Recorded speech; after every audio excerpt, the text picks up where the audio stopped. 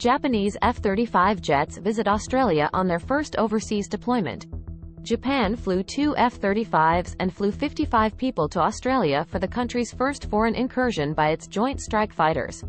The Japanese Air Force team arrived at the RAAF base Tyndall, on Australia's north coast on Saturday, and will stay until Tuesday after making the 6,400 kilometers, 4,000-mile, journey to Australia's top end.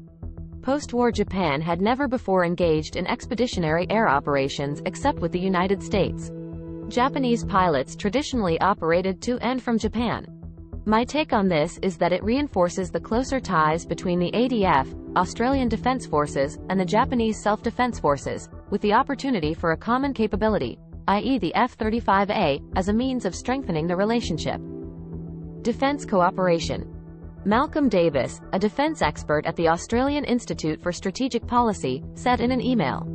That's the key message here. Tokyo and Canberra have common concerns, i.e., China, and both are working together to train and collaborate on deterrence strategies. Davis also stressed the importance of expeditionary air operations. He also helps the JASDF to train for expeditionary air deployments and the RAAF to work with foreign allied air forces using common platforms, but also to experience how the JASDF could support the F-35A in its own way.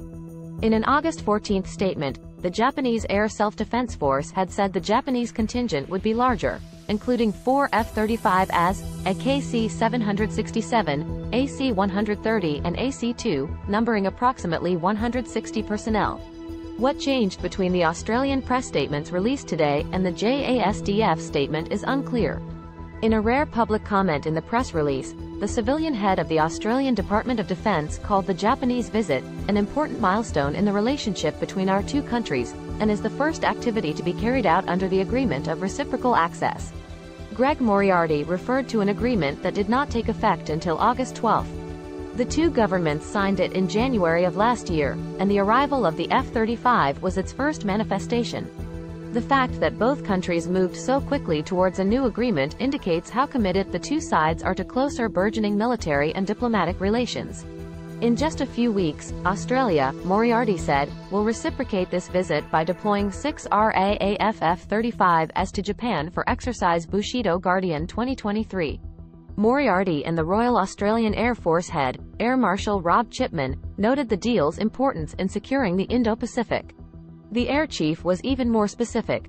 Developing our mutual understanding, especially in how each of us operates the F-35A, is essential to how Australia and Japan contribute to the collective security of the Indo-Pacific. This latest move comes in the wake of the Camp David meetings between the leaders of Japan, South Korea and the United States, which the United States hopes will result in what President Joe Biden called a new era and partnership between Japan and the Republic of Korea and the United States. China has criticized Australia's agreement with Japan and the Camp David meetings, saying they amount to the creation of NATO in the Pacific, which the People's Republic says would be a bad thing. Could Japan and South Korea go one step closer to watching Japanese F-35s fly to their former colony? I doubt it. They have just signed a cooperation agreement with the United States, but it will be slow. It's a logical outcome, but both Tokyo and Seoul will be cautious in that regard, Aspies Davis said. However, Australia also looks to accelerate the growth of ties with Seoul, as it does with Tokyo. Thanks for watching.